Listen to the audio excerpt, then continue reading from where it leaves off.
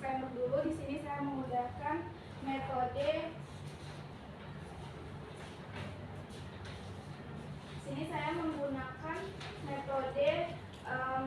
discovery learning, di mana itu nanti anak-anak peserta didik memang difokuskan per individu bukan per kelompok, dan juga di sini saya mengikuti pendekatan saintifik di mana nanti hasil peserta didik itu memiliki pengetahuan dan menganalisis permasalahan-permasalahan yang ada.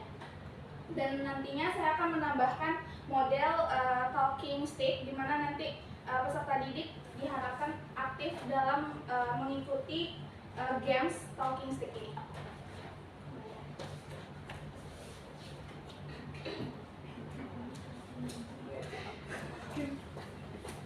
Izin ya Pak, saya mulai Pak. Ya. Dari luar Pak. Biar kayak ini bisa biasakan dulu. Kalian berisik ya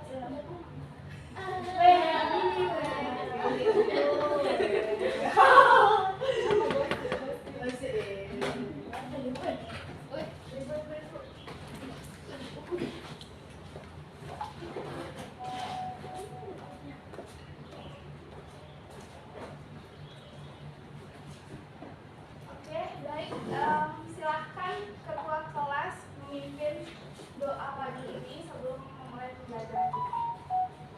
Syabra, ucapkan salam kepada Ibu Guru. Assalamualaikum warahmatullahi wabarakatuh. Waalaikumsalam warahmatullahi wabarakatuh. Sebelum belajar, kita mari membaca doa bersama-sama.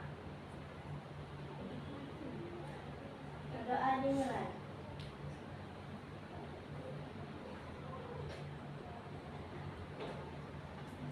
Doa selesai. Oke, baik. Terima kasih kepada rohani yang sudah memimpin. Sudah di bawah, sudah. Bawah.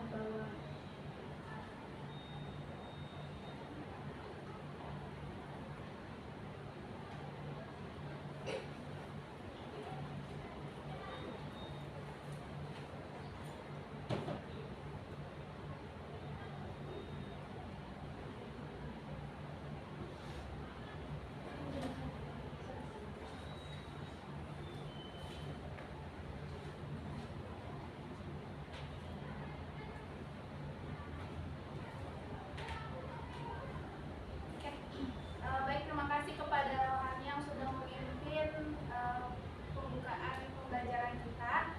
Oke, sekarang gimana nih kabar anak-anak ibu semuanya? Baik, Bu. Udah sarapan? Udah, Bu. Nah, karena anak-anak ibu semuanya sudah sarapan, ibu mau ngetes semangat anak-anak ibu semuanya. Kalau ibu bilang selamat pagi, jawabannya pagi luar biasa, yes. Oke? Oke, udah paham? Paham, Bu. Selamat pagi.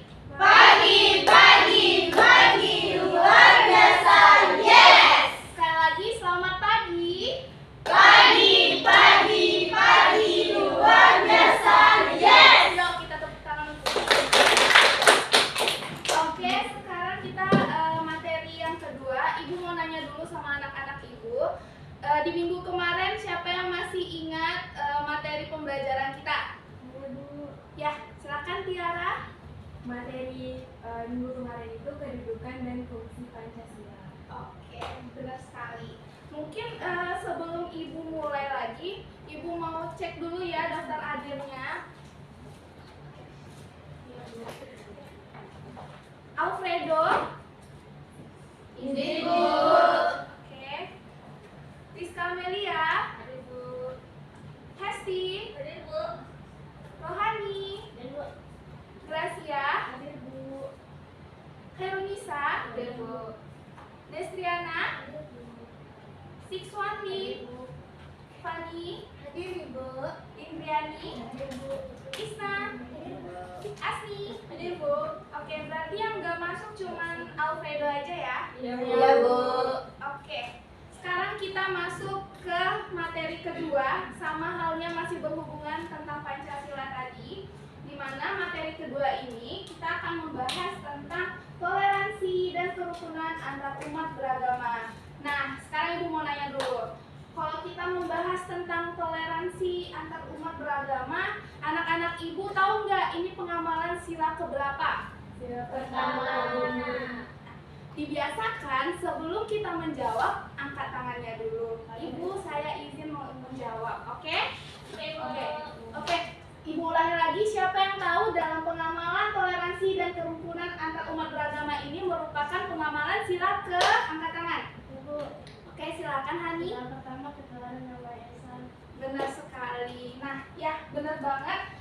Dimana tujuan pembelajaran dari adanya bab ini, yang pertama, anak-anak Ibu diharapkan dapat memahami apa makna dari toleransi antar umat beragama dan kepercayaan. Terus juga anak-anak Ibu dapat menerapkan berperilaku dan menghargai sikap toleransi antar umat beragama dan kepercayaan dalam hidup. Dan juga nantinya anak-anak Ibu dapat menerapkan hidup rukun antar umat beragama dan kepercayaan dalam NKRI.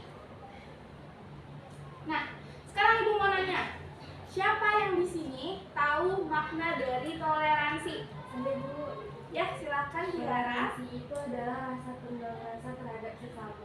Oke. Sekarang Ibu mau nanya lagi. Oh, tepuk tangan dulu buat Tiara. Sekarang Ibu mau nanya Ides. Menurut Ides, apa sih makna dari toleransi? Ibu, kalau menurut saya toleransi itu berarti kita menerima semua perbedaan dari satu lain. Ya, benar banget. Tepuk tangan dulu buat Ides teman-teman semuanya. Oke, dari penjelasan teman kita tadi sebenarnya sudah benar. Jadi, makna dari toleransi antar umat beragama, jadi kata toleransi itu berasal dari kata tolerance, yang berarti sikap membiarkan, mengakui, menghormati keyakinan orang lain tanpa memerlukan persetujuan. Maknanya di sini kita memang dari pure diri kita yang bertoleransi atas adanya keberagaman, bukan adanya paksaan. Kalau dipaksa berarti tidak sesuai dengan keinginan hati. Selanjutnya juga toleransi ini dalam beragama dimaknai sebagai suatu bentuk pengakuan akan adanya agama-agama selain agama yang kita anut dengan segala bentuk tata cara peribadatannya dan memberikan kebebasan untuk menjalankan keyakinan tersebut masing-masing. Nah, itu kan ada makna agama selain kita. Sekarang Ibu mau nanya lagi. Sekarang Ibu tunjuk Kriska. Agama yang dianut di Indonesia itu ada berapa? Ya, coba sebut. Pertama agama Islam, Ya. Kristen Protestan, Iya, benar banget. Katolik, Oke. Hindu, Oke. Buddha, dan pengikut suku. Ya, benar banget. Tepuk tangan buat Rizka dulu. Nah, benar banget yang udah dikatakan Rizka. Ada 6 agama yang diakui di Indonesia. Nah, artinya dari ke-6 ini memiliki perbedaan di dalamnya. Dan disitulah sikap toleransi kita harus dibangun untuk menghadapi perbedaan-perbedaan. Selanjutnya, Ibu mau nanya, kenapa sih harus ada toleransi? Ada yang tahu? Ya, silakan Fani. Supaya terciptanya kerukunan dalam suatu lingkungan, Bu. Ya, bener banget. Tepuk tangan buat Fani dulu. Nah, bener banget kata Fani. Untuk dengan adanya toleransi ini nanti adanya keberagaman tadi tidak akan membuat suatu perpecahan, karena kita tahu kan di era sekarang, apalagi di era globalisasi, dengan adanya pemahaman dari budaya luar yang mempengaruhi kita dan membuat kita tuh tidak peduli atau tidak acuh terhadap budaya yang di dalam, sehingga kita tidak ada rasa toleransi, malah kita mengikuti budaya dari luar. Nah, inilah yang menjadi permasalahan di negeri kita, bahwasanya masih banyak orang-orang yang intoleran terhadap adanya kebudayaan. Nah, arti penting toleransi antar umat beragama dan kepercayaan bagi bangsa Indonesia. Yang pertama, manusia secara kodrati berada dalam kondisi keberagaman. Nah, itu tadi di agama Islam itu kita merayakan apa hari besarnya? Idul Fitri. Nah, di agama Kristen, Protestan, dan Katolik apa hari rayanya? Natal. Untuk agama Hindu apa hari rayanya? Nyepi.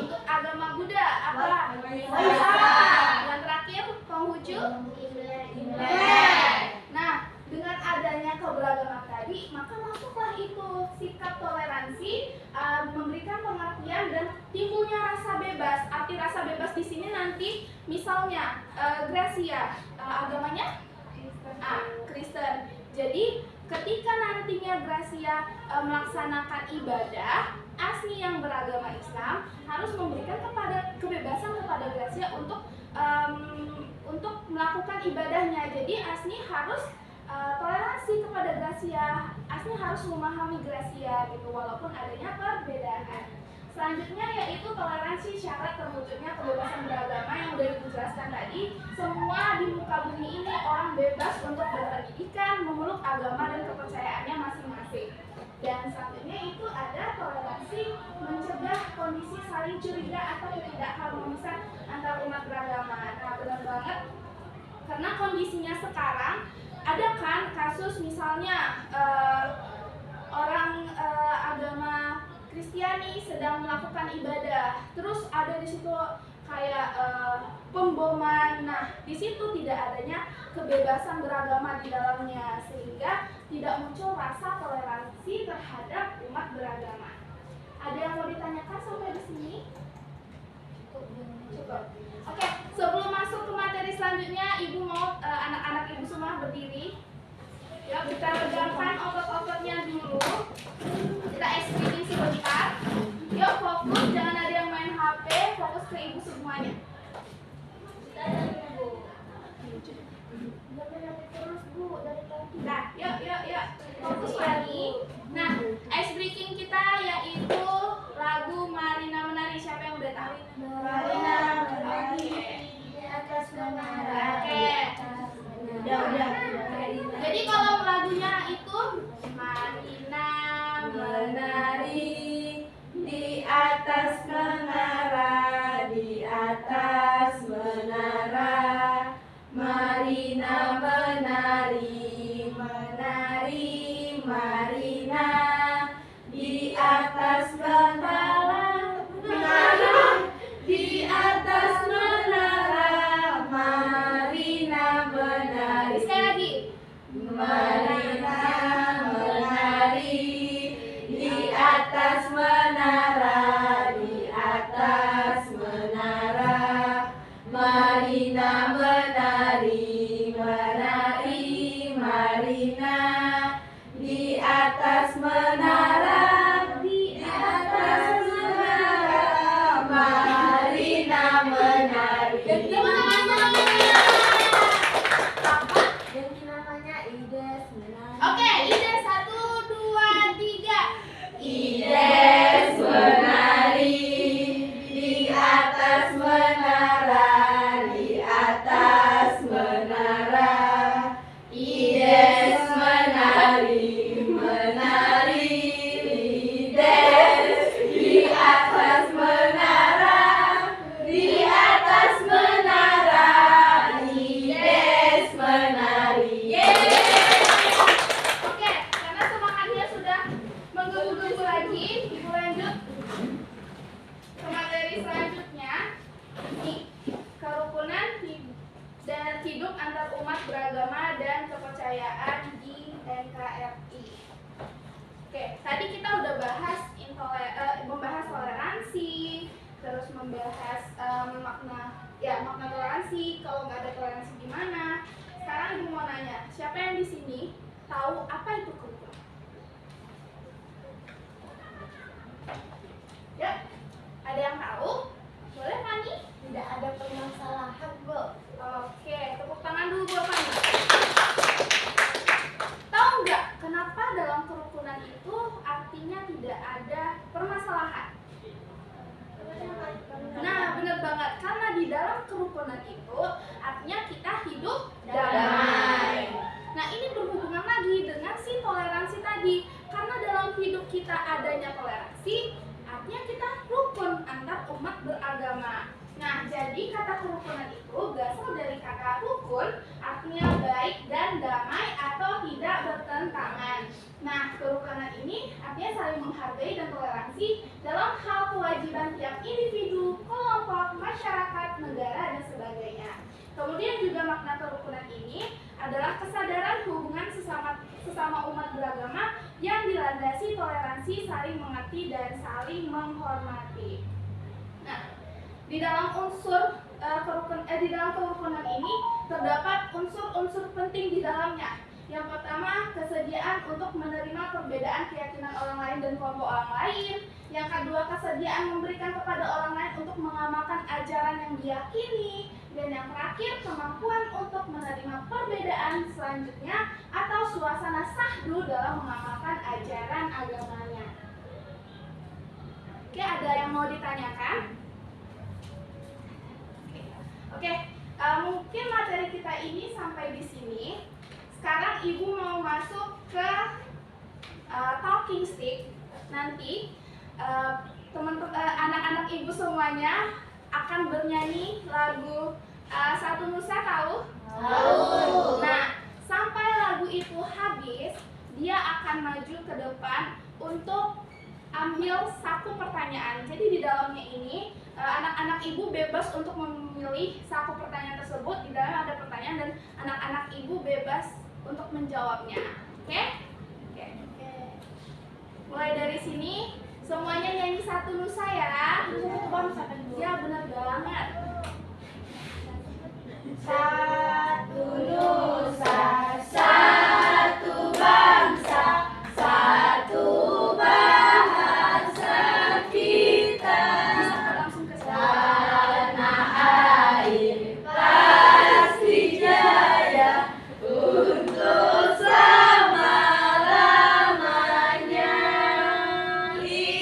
Indonesia pusaka, Indonesia tercinta, nusa bangsa dan bahasa kita bela bersama.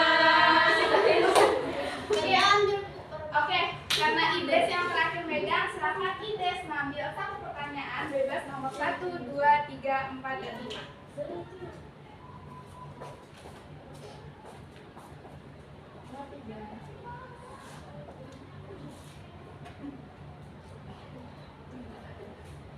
Oke, apa? Coba Anda beri contoh implementasi sikap toleransi. Ya. Jadi menurut saya sikap toleransi di lingkungan sekolah itu yang pertama seperti yang dijelaskan tadi, tidak membeda-bedakan perbedaan. Jadi kalau ada teman yang berbeda agama, kita tetap menerima. Terus dalam beribadah juga kita kayak menerima gitu setiap perbedaan, karena kan cara beribadahnya beda-beda nih. Nah kalau di sekolah juga di antara kayak status sosial kayak yang di materi minggu kemarin, nah ada yang teman yang miskin dan ada yang kaya. Nah yang kaya ini tidak boleh menindas si miskin. Ya begitu. Oke, terima kasih kepada Ides. Tepuk tangan dulu buat Ides. Oke. Pak, ini menghabiskan satu pertanyaan ini, Pak. Masih ada waktu Masih ada waktu, Pak. 4 menit lagi.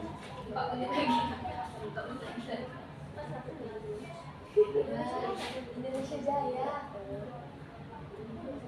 Oke, ini satu pertanyaan lagi. Tadi tongkatnya sama siapa? Ini. Oke. Nanti musiknya Ibu berhentiin. Dia menjawab ya. Dengar suaranya, Bu. Nah, jelas. Kirain oke gas tadi. Ini oke ya, saya bener banget. Anak Ibu. Amin. Kita adalah amin. Oke, gas. Beneran oke gas lagi. Oke.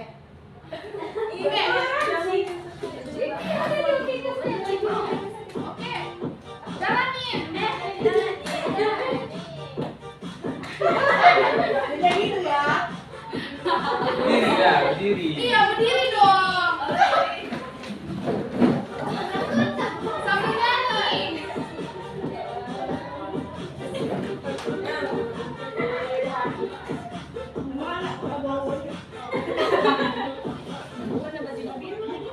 Oke, gas. Oke, gas.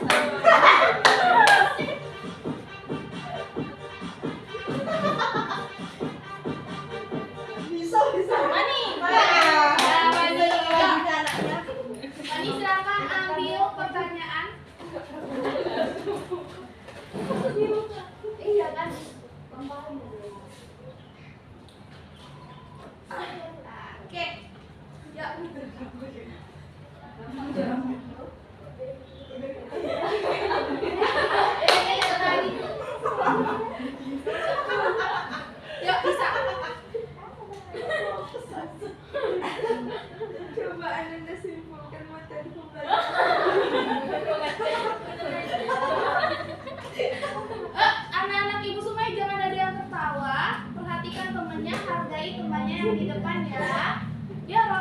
fokus.